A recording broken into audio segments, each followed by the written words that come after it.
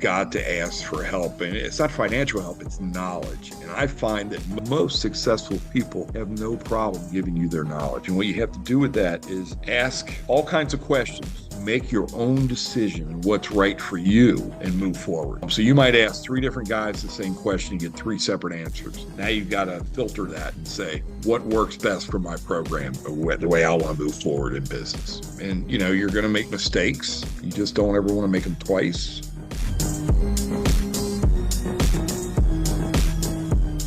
All right, guys. This week I have a special guest, Tony Herring. This is our third interview that I've done. The first one was Michael Williams. The second one was with Christian House, H2H Home Inspection. And today we got a real estate investor, entrepreneur, Tony. He is currently into land development. I know Tony, you mentioned he does some custom homes, some remodeling as well. Can you kind of introduce a little bit of your background, how you got started, and kind of where you're at now? Sure, Miguel. Yeah, thanks for having me. Um, I started as a carpenter's helper in high school. Started just moving lumber, understanding how residential homes were being framed.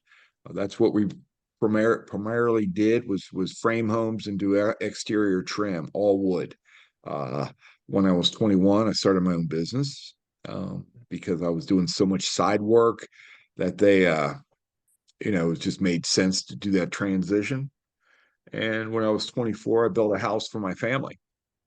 And while building that house, a guy came through the house and he was a DHL pilot, and he said he had been trying to link up with me. He loved the way the home was built. Mm. And I told him I was not really a home builder at that point. I was a carpenter, but he insisted on me building his home. So I built his home. And after that, started buying lots and built more and more of a custom product. Did Homerama like 7 years in a row. Um, did some multi-million dollar residential builds in different areas of Cincinnati, and did that for So, 28 years. so I know I appreciate kind of the background and actually my last interview I spoke to a gentleman that went to entrepreneurship and I know you spoke a little bit about your story. Right? You started at 21 and then you shifted into building your home at 24 and then started building homes. Myself, I've been in entrepreneurship for now, going full time for a year. I know how difficult it can be. Um, I mean, how was that transition, right? Because when you're going from a job that's it's probably a bit secure to hey, I probably have the skills and the assets to do my own business. There's a lot involved, maybe the biggest thing being mentally, how was that for you? Well, it was actually an easy transition for me. Um, one year I went in to do my taxes, and my accountant, which I didn't know a lot about taxes, my accountant told me I made more money on my side work than I Mm. did on my regular job. So I owed quite a bit of taxes. And so at that point, I felt like that was the time to start my own business and be an entrepreneur and go out and what I tell young entrepreneurs these days is, the first question I ask them is, can you handle success? Because success comes with a lot. Um, you start making a little bit of money and you've got to put it away for your taxes. You start making a little bit of money, you got to put it away for a rainy day when the market isn't great. When you start making money, you got to put a little bit more money away for if there's an issue and somebody doesn't pay you, you still have to pay your bills. So a lot of young guys, what happens, and I think my wife helped me with this a lot. She's been great. You can never have a successful business without the support of your wife and your family. We put that money away, and we could weather the storms. Some young people don't do that. They get a little money in their pocket, and they just want to expand. And so that's how we did it. I had a lot of luck and a lot of help along the way. When I bought, now that I do land development, we'll get into that later. I well, after the first home I built, I went and I bought some signs and I put money down on some lots for brand new development. And now I know what that developer, he is now passed, but he took a huge chance on me. and dedicated five lots to me for 6 months, and I had to give him $5,000 a lot for just to have that privilege, that option. Luckily for me, we sold all five lots before that 6 months. So I had first year I had five houses going, and things snowballed from there. I really had great relationships with my subs and suppliers. They always went above and beyond. I had a good core of people. Mhm. This goes back into the mid 90s, early 90s. And between that luck, having the developer, take a chance on me and tie up five of his lots for 6 months was huge. And so I started learning a lot more about financing, not financing for myself, but financing for my homeowners, what products were out there, how they can do either a construction perm or they can do a rate lock, or we could buy something down, all those different products that are out there that maybe are second nature to people in their 30s, 40s, and 50s. At 24 years old, it wasn't second nature. I had to learn it all. So basically, when you're in business for yourself, whether if you're making baked goods or you're building houses or developing or whatever you're doing, a restaurant, you just got to keep swinging. You can never quit. You just got to keep pushing every day. So there's a lot more to being an entrepreneur than just going out and building a house and coming home and 5 o'clock and calling it a day. You've got bids, you've got schedules, you've got budgets, you've got billing, you've got accounts payable, all those things go into it, taxes, insurance, make sure that's correct, because as you build houses, the more homes you build, the more insurance you got to keep putting them on your insurance policy. So um, there's a lot more to it. You're usually working 12 to um, 13, 14 hours a day. I So know you mentioned the gentleman helped you out, the developer that passed away, right? At that time. yeah, I think what I kind of noticed a little bit being entrepreneurship is there's a lot of people out there that are maybe afraid to ask for help, afraid to again, maybe have a mentorship, or afraid to kind of go out there and kind of expose that reality. It seemed like to you, right? What do you say to right. those people that don't want to ask for help and maybe they're timid or uh, think they Well, can do I it all never had any themselves? problem. Yeah, I never had any problem asking for help. And I didn't really know that developer helped me until I became a developer. And I understand how risky it is and how much of a risk he took for me.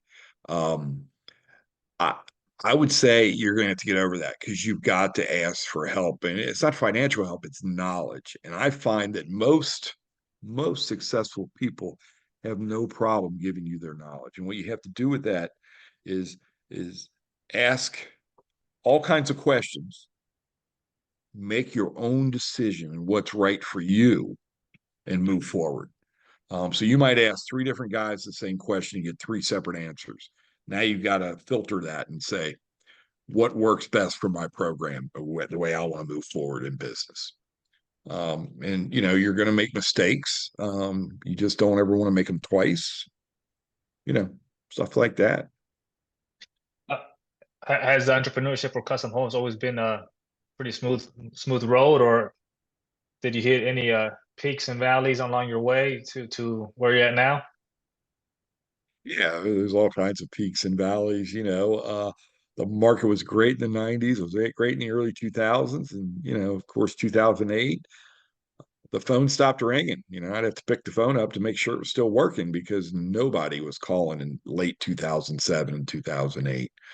Luckily, at that point, I had acquired, I wouldn't say several, but more than 30 rental properties, units, and that kind of pulled us through the dark days of the recession. Because in the recession, not only was nobody buying, but banks wanted builders out of their bank, and they would try to work you out and apply pressure for you to get out. One bank I had actually went under and got bought by another bank, and they did not want to renew my loan. So all those obstacles were made for a really, really tough 4 or 5 years, really tough. But whether I my wife and I discussed it many nights, and I told her, and she knows, whether I'm building a doghouse or a skyscraper, that's what I do. I'm a Mm. builder. I'm in the residential market overall. And until that rebounds, things aren't going to be great. So we managed it. We got through it. It was a great learning experience looking back at the time. It was every day you woke up, you felt like you were getting kicked in the teeth. Mm. Um, we were at a point where my son and I, we were calling realtors, say, hey, if you got anything on a on an inspection report that needs to be done, let us know. And so we got into replacing roofs, windows, doors, whatever we could to just keep the cash flow coming in the survival. So I know you mentioned that was a good experience for you, at least from the learning side of things, right? I'm sure you probably know a lot of people that went under during that time because they probably weren't prepared. Um, Mhm. I guess in your from your point of view, I mean, how were you able to get by, and then what did you learn then that kind of secure where you're at now, and if it happens again, you'll be ready for it. Yeah, it goes back to that nest egg. And my nest egg, I was putting a lot of my money into the rentals. So the rentals carried me through. I would tell people if they're going to be in the residential world, it's not always glamorous to own rental property, but if it positive cash flows and you're building equity, someone else is building equity for you, you should get into it. Because I think that will help you. That and the cash that I had stacked away for that rainy day, that's how I survived it. Didn't realize it was going to come to a screeching halt. I knew there'd be down times, up times, stuff like that, but didn't know it was going to be that bad for that long. And I do know guys that went under. I know guys that did things that weren't legal and ended up paying the price for it. They were just trying to keep their head above water and they falsified affidavits. And that's considered bank fraud. So those guys had to pay the price. I know you mentioned your nest egg. So are you an individual that you like more of a passive income, or in some situations, some real estate investors that like to flip because they like the lump sum. I mean, what do you prefer, and why? The passive, the residual. I like the residual Okay. income of every month, especially when you get something paid off. I've got a couple commercial pieces that are paid off, and we every year my partner and I talk about selling it, but it's tough. We get a check every month, and it's great. So we have a nice reserve for if anything happens with it, but most of them are all triple net anyway. So um, yeah, I mean, I like the passive income. I ask because I think maybe for the most average person, they never see real estate as a retirement solution. They mostly look at, was it 401k, stocks, right, the market. And how are you securing your triple net commercial for retirement? How are you using that for the people that might not know how to use real estate as a Right. retirement? Yeah, I do that also. I have a 401k. I have some other investments, not just all real estate, but my real estate is as it appreciates. Either I take that monthly payment every month, and or I sell it and take the lump sum and put that away in the market. So I know you're working on a couple projects here in Independence, some land development. Because you stopped building custom homes. How long has it been now? Since 2019. 2019, it really wasn't fun anymore. Nobody's really building the McMansions like they used to. I mean, they still do, but it's not the same uh, rate. So, what they do is, and a lot of subcontractors and suppliers would either do this is prior to the recession, would either do uh, production homes or custom homes. Now all subs and suppliers do both. And what I found was a lot of these guys were bringing a lot of bad habits to the custom market, and I couldn't deal with that. Now, since 2008, well, before 2008, and I dabbled a little bit in land development myself, doing some cut ups, doing some 10 lot developments, 15 lot developments.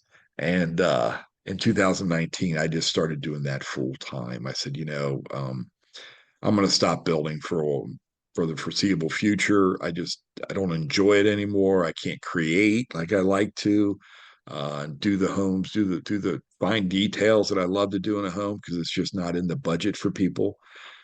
So I started more doing more land development and working through that, sourcing land, getting it approved, finding all the nuances, sewer water, all that stuff, where it's at, if it's accessible, and started working with some large builders that do a lot of custom or semi-custom and production homes.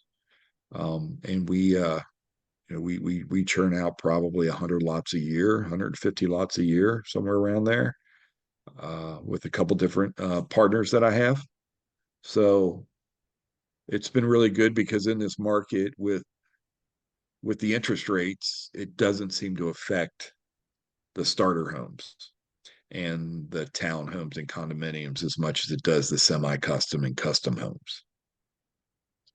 Talking about interest rate, what are you seeing right now? I mean, what do you think is going to happen next 3 to 5 years with interest rates, the home price, kind of from your perspective? Mhm. I think they're going to come down. I don't think they're going to come. We're not going to see the 3 and 4%. And the people that are sitting on the sidelines with that, there's nothing I can say. I don't know if I had a mortgage and I had a 3% mortgage, would I go into a 7% mortgage? Probably not. So I can't blame those folks. But there's still a huge demand. We're still 5 million units short in the United States on the demand. 5 million. A healthy market, we're about a million short. That gives us about a 3 to 4 month inventory. We have no inventory almost. Now this interest rate bump going up, being higher than normal, has slowed down the existing market. But and maybe in other regions, but in the Cincinnati, Northern Kentucky area, I find my developments are doing great. Not good, but great because of the price point those homes are in. On your land development, I imagine you're picking or you're selecting your developers, right? Because you're saying, hey, you want entry homes. I mean, you're not going to do a land development and have somebody build $1 million homes because that might not move, right? So your selection process you have to Yeah, make yeah. sure I it's want to I had an old carpenter. He was a cabinet maker, custom cabinet maker, and he also did production cabinets. And he made his money off the production cabinets. And he said, if you appeal to the masses, you eat with the classes. And I've always remembered that. So we try to, in the development world, we try to appeal to the masses, appeal to their affordability and everything. When you're doing a million, 1.5 million, 2 million, it's great for the ego. But when it comes down to risk and reward, to me, it doesn't make sense for my wheelhouse. okay. And I know you also right now you're an agent, right, in the Cincinnati market And part time. during COVID, I was bored, got on the couch, and when we were in lockdown, I got on the computer and said, "Hey, I've done this my whole life. I've been in, thousands of closings, and I understand financing, I understand surveys, I understand, inspection reports." So I said, I'm gonna go ahead and get my license in Ohio, and that's what I did. I went and got my license. I'm affiliated with Caldwell Banker out of Hyde Park, which is one of the top producing in the country offices, and they have some really really smart, talented people there that I actually, as old as I am, I actually learned from. So Yeah, that's good because I think you and I spoke about this. You can't be one dimensional, right? I mean, I don't think in yep. today's age, you cannot just do one thing. You have to be able to do multi services. So I think even with your license, I mean, you provide another service for somebody down the road. So I mean, what would you say to those people that are like, hey, they're just sticking to one thing, especially right now, right? Where the economy's at. I think you almost have to be agile. You have to be able to pivot. I mean, what are your thoughts? You do. The more you get spread out, your net, the wider net you can cast, the better. I would definitely tell you to diversify. as far as your investments and what you're into. Now you can't be everything to everybody all the time. You're gonna fail. But if you're like, okay, what is my mission? My mission here is to do remodeling. I'm gonna do kitchens, basements, baths, and additions. Okay. Um, what else can I do to help that? Well, there's a shortage in, we'll say, painters. So do I have a painting crew, a guys that can maybe do paint and maybe ceramic tile on my payroll? That, to me, that makes sense. Okay, because you can do some of your own work. Um, Now, if the remodeling goes away and dries up, and is that, you've got to have something else out of. Then that's where I think rental properties makes a lot of sense. Whether if you're doing short-term rental, long-term rentals, whatever, but some rental property makes sense. Or maybe do a couple of flips a year where you're buying your own, especially if the market's down. You buy your own and you make your money when you buy. I learned that a long time ago. Um, so when you buy a home, you fix it up and you get it off your plate as quick as possible and make some money. Again, it's a little bit again it's in the same purview, but it's a little bit diversified. Okay. So I know we're coming towards the end of our interview here. Um, I guess I want to give you an opportunity for your little 30-second commercial. I mean, if people want to know more about development, if people want to know more about investing, I mean, where can they get a hold of Tony? Can they reach out to you? Yeah, What information can sure. you give us? Yeah. My email is Tony.Herring, Hering, at cbrealty.com. You can reach out to me. I'd be happy to have coffee with you and sit down and talk to somebody that wants to start up and doesn't understand everything that goes along with it. Um, I'd be happy to do that. As far as my experience, it's not building commercial buildings. It's building custom homes, condominiums, apartments, single family regular homes, and land development. So Okay. I could help through all that kind of stuff and remodeling. I did quite a bit of remodeling. Before I leave, also, I guess I have one question because this kind of goes back to the entrepreneurship, right? So entrepreneurship, at least for the people that I spoke about, it sometimes can be a lonely road. I mean, what do you do outside entrepreneurship to be able to connect with other people, to be able to keep the brotherhood alive with what you're doing, or that Mhm. way you kind of be able to balance both the work and the life style. I mean, what do you do outside of just investing? I would tell folks, if they're a builder, a developer, real estate agent, or a supplier or subcontractor, to join their local home builders association. It's a good community. People that actually join those type of associations are not just out for themselves, right? And you talk to them and you bounce stuff off of them. They bounce stuff off of you. You tell them your experiences. They tell them yours or theirs, and it helps a lot when you're starting out. It's a good community to be in. Okay. Well, there you have it. So if anybody wants to reach out to Tony, feel free to reach out to him. I'll be posting this on my YouTube channel as well as other social media platforms. So I'll tag you on that, Tony. So if anybody wants to learn more, they can get a hold of you. So I appreciate it. Sounds good. All Thank right, you. man. Thanks. Thanks for having me. Yeah.